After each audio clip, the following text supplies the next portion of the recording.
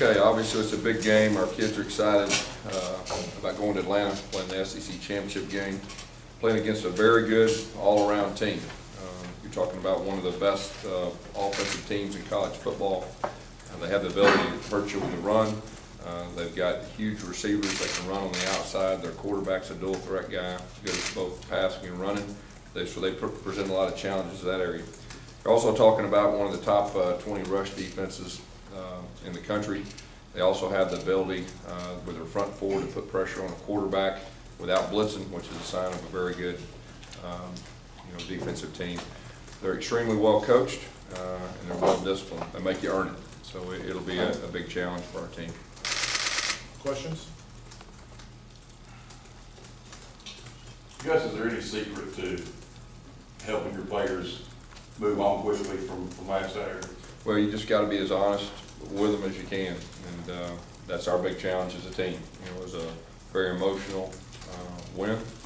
It was a very physical game, but we got to put it behind us, and we got to put it behind us, and we got to put all of our attention on Missouri.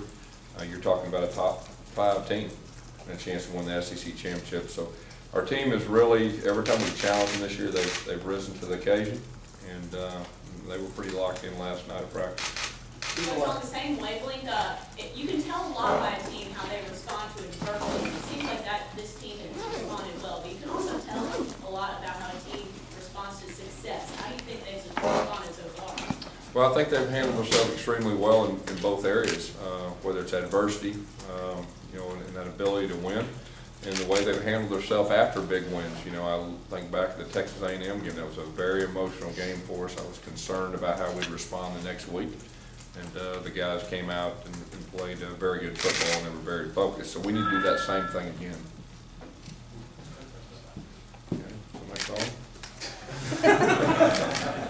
Okay, Gus, you had a bye week between Georgia and Alabama. You had campus closed, so you could really keep the guys pretty insulated. Do you think that was easier or harder than this, where you're coming off where Chris is getting a standing ovation in class and more distractions this week? Yeah, I think anytime you have a week to kind of get over the emotion of a game, it definitely helps. But this is a challenge a little bit different. We only have one a week.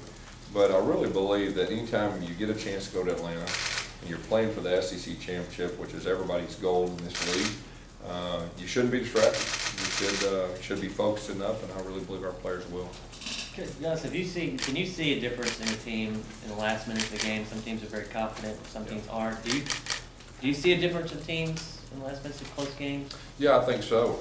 It is unique, and it is rare that you have teams that believe they're going to win.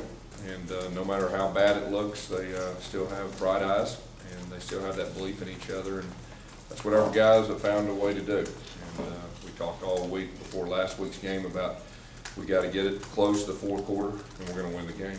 And they really believed it, and they found a way to do it. And what about, do you believe that some teams are luckier than others? Do you believe? I think it. Okay. Hey, please turn your phone off next time. Okay, I think anytime you win 11 games in this league, the best league in college football, I think you've got to be a pretty good team. And I think teams that find a way to win, that's rare. And our team's found different ways to win, and I'm very proud of them to do that.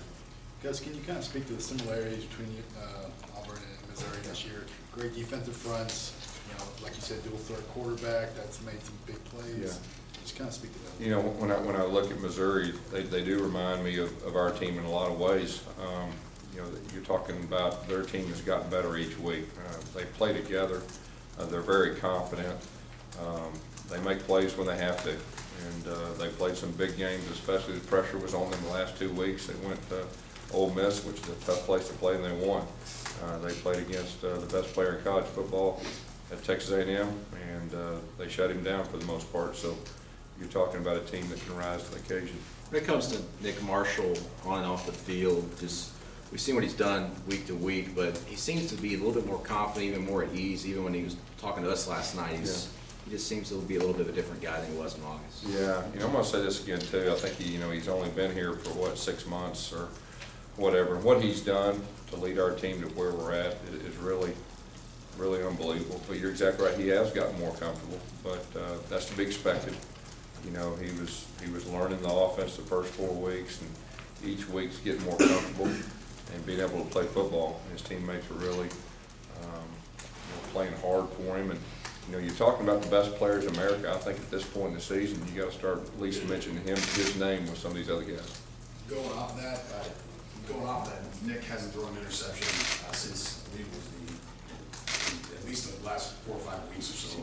Just especially going to Missouri, you take the ball away via the interception. How much have you seen Nick grow in terms of his decision making and not making mistakes? Yeah, he's starting to protect the football. You know, in the passing game, he's making good decisions on, you know, when to not throw it, when to throw it away, when to take off, and you know, that's a sign of experience and a sign of a good quarterback. It sounds like if you had a Heisman vote, you vote for 3 players, you put Nick on it.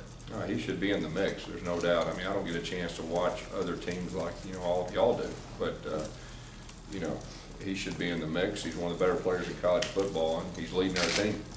And Along with one of Gus, where's Trey Mason's stack up and running back? well, I mean, you know, I think he's leading the SEC in rushing, which is extremely tough to do.